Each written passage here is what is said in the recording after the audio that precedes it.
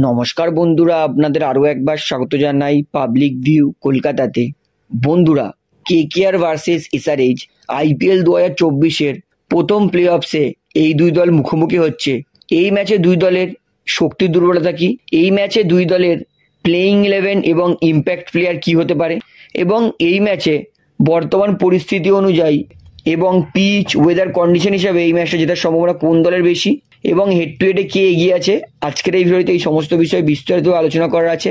তাই অনুরোধ করে রাখবো ভিডিওটা শেষ পর্যন্ত দেখবেন, এবং ভিডিওটা শুরু করার আগে আরও একটা ছোট্ট অনুরোধ করে রাখবো, যেহেতু এইখানে আপনারা খেলার সমস্ত রকম আপডেটস পেয়ে যাবেন, তাই অবশ্যই পাবলিক ভিউ কলকাতা এই চ্যানেলটিকে সাবস্ক্রাইব করে বেল আইকন প্রেস করে অল করে রাখবেন।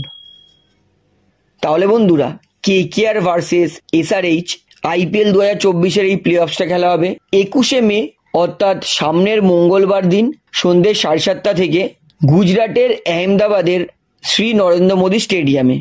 এইবারে বলি, হেড টু হেড কলকাতার হায়দ্রাবাদ আইপিএল এর টোটাল মুখোমুখি হয়েছে 26 বার, যেখানে হায়দ্রাবাদ জিতেছে 9 বার, উল্টো দিকে কেকেআর জিতেছে 17 বার। অর্থাৎ বোঝা যাচ্ছে হায়দ্রাবাদকে কিন্তু কেকেআর বেশি হারিয়েছে। এবং এই সিজনে কেকেআর আর হায়দ্রাবাদের মধ্যে প্রথম যে ম্যাচটা হয়েছিল, সেই ম্যাচে কিন্তু কেকেআর হায়দ্রাবাদকে 4 রানে হারিয়েছিল, এবং বলতেই পারি সেই ম্যাচটাও কিন্তু প্রচণ্ড জমজমাট হয়েছিল।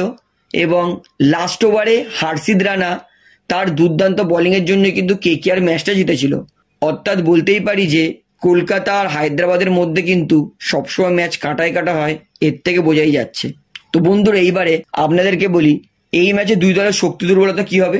এই সিজনে হায়দ্রাবাদের সব থেকে বড় শক্তিশালী দিক হচ্ছে হায়দ্রাবাদের ব্যাটিং। হায়দ্রাবাদ তারা এই সিজনে দুর্দান্ত বিধ্বংসী ব্যাটিং করেছে। 250 রান হায়দ্রাবাদের কাছে কোনো ব্যাপার নয়, এইটা তারা অনেকবারই দেখিয়েছে। তবে হায়দ্রাবাদ তাদের দুর্বলতা হচ্ছে তাদের বোলিং।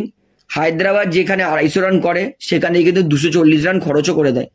অর্থাৎ হায়দ্রাবাদ তাদের আরও একবার তাদের ব্যাটিংটা তাদের মজবুত দিক হবে, বোলিংটা তাদের দুর্বল দিক হবে, এবং হায়দ্রাবাদের ফিল্ডিংটাও কিন্তু সামান্য দুর্বলতা আছে। উল্টো দিকে কেকেআর তাদের কিন্তু ব্যাটিং ভালো, কেকেআর কিন্তু বোলিংয়েও দুর্দান্ত কামব্যাক করেছে, কেকেআর বোলিংও ভালো করছে, এবং কেকেআর তারা কিন্তু ফিল্ডিংটা কিছুটা আয়ত্তে এনেছে। তবে ফিল্ডিংটাকে আমি এখনও কেকেআরের দুর্বলতাই বলবো। অর্থাৎ কেকেআর তাদের ব্যাটিং ভালো, কেকেআর তাদের বোলিং ভালো, ফিল্ডিংটা একটু কমজোর। তো দেখা যাক, দিনের দিন যে বেটার খেলবে সেই দলই কিন্তু ফাইনালে প্রবেশ করবে, এবং এটা কিন্তু একটা বড় সুযোগ আছে। একবার জিতেই ফাইনালে চলে যাও, সেকেন্ড চান্সের আর দরকারই নেই।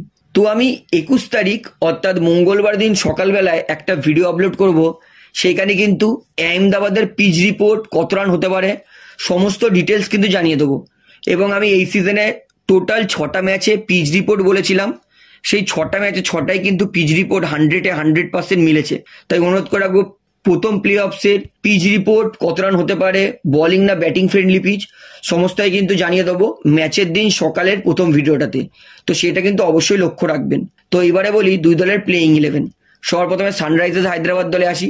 হায়দ্রাবাদ তারা, আমি মনে করি না প্লেইং 11-এ কিছু পরিবর্তন করবে। হায়দ্রাবাদ তাদের ওপেনিং করবে ট্র্যাভিস হেড আর অভিষেক শর্মা। এই দুই প্লেয়ারকে যদি কেকেআর 30 রানের মধ্যে আউট করে দিতে পারে, তাহলে কিন্তু কেকেআর অনেক লাভ হবে। 1 ডাউনে রাহুল ত্রিপাঠী, 2 ডাউনে নীতিশ কুমার রেড্ডি, 3 ডাউনে হেনরিক ক্লার্কসন, 4 ডাউনে শাহবাজ আহমেদ, 5 ডাউনে আব্দুল সামাদ, 6 ডাউনে সানভীর সিং।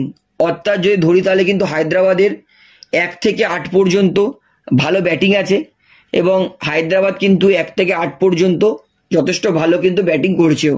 তবে হায়দ্রাবাদ তাদের এই 3 প্লেয়ারকে আউট করে দিলে কিন্তু হায়দ্রাবাদ বেশি রানে পৌঁছতে পারবে না, সেটা হচ্ছে ট্র্যাভিস হেড, অভিষেক শর্মা আর হেনরিক ক্লার্কসন। তো কেকেআরকে কিন্তু জিততে গেলে এই 3 প্লেয়ারকে তাড়াতাড়ি আউট করতে হবে।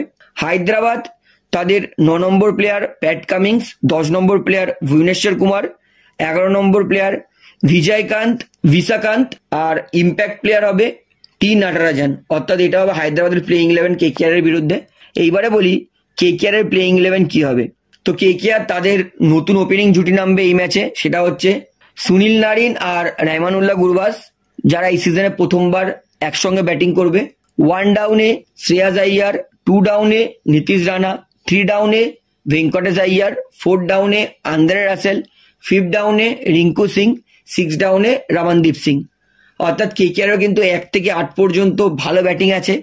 এবং শুধু এরকম নয় যে কেকেআর এর 1টা 2টো 3টে প্লেয়ার ভালো খেলছে, কেকেআর কিন্তু এই 8টা প্লেয়ারই দুর্দান্ত ব্যাটিং করছে এবং এই 8টা প্লেয়ারকে কেকেআর এর ঠিকঠাক স্ট্রাইক রেটও ব্যাটিং করছে। অর্থাৎ কেকেআর যদি ঠিকঠাক ব্যাটিং করে অবশ্যই ব্যাটিং এর দিক থেকে হায়দ্রাবাদের থেকে কেকেআর অনেক মজবুত বেশি। কেকেআর তাদের 9 নম্বর প্লেয়ার সেটা থাকবে স্টার্ক, মিচেল স্টার্ক, 10 নম্বর প্লেয়ার বরুণ চক্রবর্তী, 11 নম্বর প্লেয়ার হর্ষিত রানা এবং কেকেআর ইম্প্যাক্ট প্লেয়ার ব্যবহার করবে বৈভব আরোরাকে। তো সব থেকে বড় চ্যালেঞ্জ হবে কেকেআর এর কিন্তু বৈভব আরোরা, মিচেল স্টার্ক, এরা দুজন কিন্তু পাওয়ার প্লেতে 3-4 ওভার বল করে। এদের 4 ওভারে কেকেআর কে কমপক্ষে হায়দ্রাবাদের 2টো উইকেট ফেলতেই হবে। তো দুই দলের শক্তি দুর্বলতাতে আমার মনে হচ্ছে এই ম্যাচে কেকেআর এগিয়ে আছে এবং আমি 60-40 কেকেআর এর সঙ্গেই যাবো যে কেকেআর ম্যাচটা জিতবে। তো দুই দলের প্লেইং 11 শক্তি দুর্বলতা সমস্তটা আপনাদেরকে দেখিয়ে দিচ্ছি। তো আপনার কি মনে হয় এই ম্যাচটা কোন দল জিতবে, কলকাতা না হায়দ্রাবাদ, সেটা আমাকে কমেন্টে জানাবেন। তাহলে ভিডিওটা এখানে শেষ করছি। অবশ্যই ভালো লাগলে শেয়ার করবেন, লাইক করবেন এবং যারা চ্যানেল নতুন আছেন সবাইকে একটু অবশ্যই চ্যানেলটিকে সাবস্ক্রাইব করে বেল আইকন প্রেস করে অল করে রাখবেন। ধন্যবাদ।